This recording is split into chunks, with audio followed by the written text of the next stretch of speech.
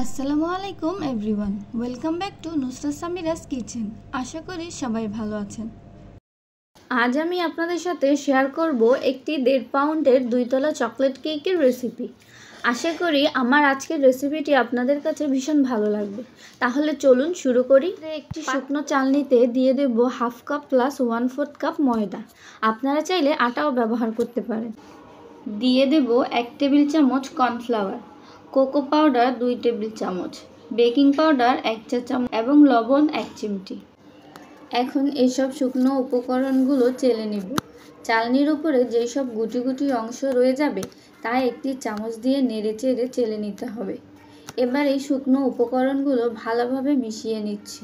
মেশানো হয়ে গেলে ঢাকনা দিয়ে ঢেকে রেখে দেব এক পাশে। একটি পাত্রে নিয়ে নেব রুম টেম্পারেচারে থাকা 3টি ডিম। আমি ডিমের সাদা অংশটা নিয়ে কুসুমটা রেখে দেব একটি বাটিতে। আপনারা চাইলে একসাথেও বিট করতে পারেন। এখন একটি ইলেকট্রিক বিটার দিয়ে মিডিয়াম স্পিডে বিট করে নেব যতক্ষণ না ডিমের ফোমটা পারফেক্টভাবে হয়ে যাচ্ছে।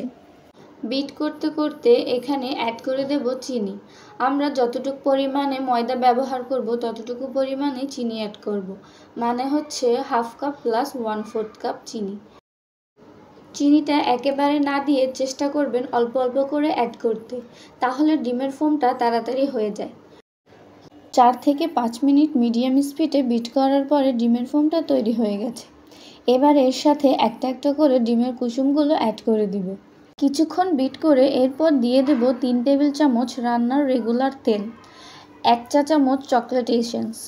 আপনারা চাইলে হাফ চা চামচ চকলেট পেস্টও দিতে পারেন। এবার অল্প কিছুক্ষণ বিট করলেই পারফেক্ট ডিমের ফোমটা তৈরি হয়ে যাবে। এবার বিটারের একটা কাঁটা দিয়ে 2 থেকে 3 বারে শুকনো উপকরণগুলো মিশিয়ে নিতে হবে। কাজটা একটু সাবধানে করার চেষ্টা করবেন, না হলে ডিমের ফোমটা বসে যেতে পারে। কেকের ব্যাটারটা যদি বেশি থিক মনে হয় তাহলে এখানে 2 টেবিল চামচ লিকুইড দুধ দিতে পারেন। দুধটা একেবারে দিতে যাবেন না, অল্প অল্প করে দিয়ে মিশিয়ে নেবেন। কেকের ব্যাটারটা তৈরি হয়ে গেছে। আমি যেহেতু 2 তলা কেক বানাবো তাই এখানে 2টা মোল্ড ব্যবহার করব। একটা 7 ইঞ্চি এবং আরেকটা 6 ইঞ্চি। আপনারা চাইলে 7 ইঞ্চি ও 5 ইঞ্চির মোল্ড ব্যবহার করতে পারেন। মোল্ডগুলোতে অল্প পরিমাণে তেল ব্রাশ করে বেকিং পেপার বা যে কোনো কাগজ দিয়ে দিতে হবে। ব্রাশ করা হয়ে গেলে এখন আমরা মোল্ডের ভেতরে কেকের ব্যাটারটা দিয়ে দেব। 7 ইঞ্চি মোল্ডে 1 পাউন্ড পরিমাণ এবং 6 ইঞ্চি মোল্ডে হাফ পাউন্ড পরিমাণ কেকের ব্যাটার দিয়ে দেব।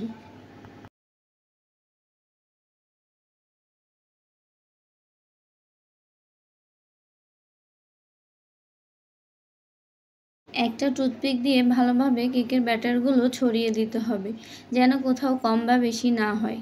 কেকের ব্যাটারটা তৈরি হয়ে গেছে বেক হওয়ার জন্য। আমি যেহেতু কেকটা চুলায় বেক করব তাই চুলায় একটি হাঁড়ি বসিয়ে দিয়ে তার ভেতরে একটি স্ট্যান্ড দিয়ে দেব। ঢাকনা দিয়ে ঢেকে 10 মিনিটের জন্য ফ্রি হিট করে নেব। আর ঢাকনায় যদি কোনো ছিদ্র থাকে তাহলে তা বন্ধ করে দেবেন। 10 মিনিট ফ্রি হিট হওয়ার পরে এখন কেকটা বসিয়ে দেব বেক হওয়ার জন্য। আমার কেকটা বেক হতে সময় লেগেছে 40 মিনিট। এখন একটি টুথপিক দিয়ে চেক করে নেব কেকটা বেক হয়েছে কিনা। আমার 2টা কেক বেক করা হয়ে গেছে। এখন কেকগুলো মোল্ড আউট করে ডেকোরেশন করে নেব।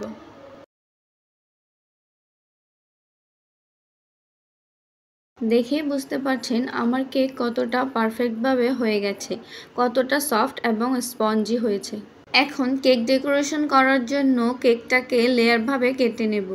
আমি এখানে 2টা লেয়ার কেটেছি, আপনারা চাইলে 3টা করে লেয়ার কাটতে পারেন। ফিরে আসছি কেকটাকে ক্রিম দিয়ে কোটিং করার পরে। আমি এখানে ট্রপিক্যাল হুইপড ক্রিম ব্যবহার করেছি। 1.5 পাউন্ড কেকের জন্য 1.5 কাপ পরিমাণ হুইপড ক্রিম ব্যবহার করলেই হবে। ক্রিমে কালার মেশানোর সময় অবশ্যই খেয়াল রাখবেন অয়েল বেস কালার বা সেমিজেল কালার ব্যবহার করতে। আর যেহেতু এগুলো খাওয়ার জিনিস তাই অবশ্যই ভালো ব্র্যান্ডের কালার ব্যবহার করার চেষ্টা করবেন। এই পুরো কেকটা ডেকোরেশন করার জন্য আমি টুরি নোজেল ব্যবহার করেছি। আমি সবসময় বলি আর এখনও বলছি, ডেকোরেশনটা সম্পূর্ণ আপনাদের ইচ্ছা অনুযায়ী, তাই যেমন খুশি তেমন করে ডেকোরেশন করতে পারেন। ভিডিওটি ভালো লাগলে লাইক, কমেন্ট ও শেয়ার করে পাশে থাকবেন, কারণ আপনাদের একটি লাইক বা কমেন্টই আমাদের অনুপ্রেরণা যোগায় নতুন একটি ভিডিও তৈরি করতে। পুরো ভিডিওটা দেখার জন্য ধন্যবাদ। আশা করি সবাই পাশে থাকবেন এবং আমার পেজটা ঘুরে আসবেন।